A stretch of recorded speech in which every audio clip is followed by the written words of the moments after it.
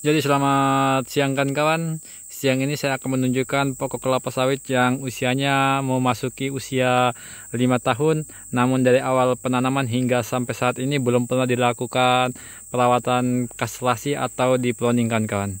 Jadi mari kita melihat seperti apa penampakan dari pohon itu sendiri. Apakah pertumbuhannya baik atau tidak baik kawan. Jadi inti pokok ini nggak pernah dirawat kawan ya. Dari awal penanaman sampai saat ini belum pernah dirawat.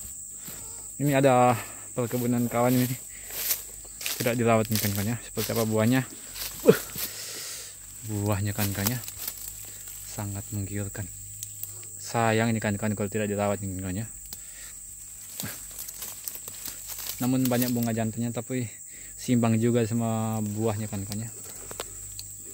Ini kembangnya.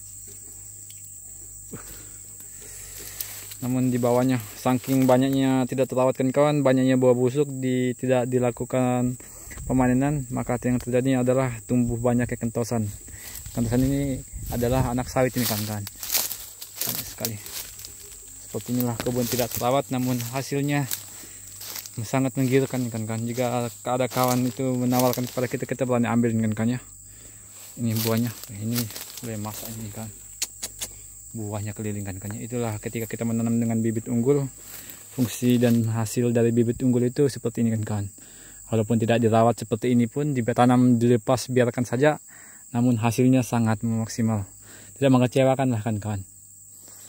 Jadi untuk dari awal tanam sampai saat ini ini tidak pernah terawat kan kawannya. Cuma perawatannya paling-paling hanya pemangkasan pelepah akibat terbungkusnya pokok kelapa sawit oleh tali-tali lilitan kan kawannya, seperti ini. Nah ini untuk pelepahnya kan ini masih ada cekat ayamnya kan ya. Cekat ayamnya pun masih ada.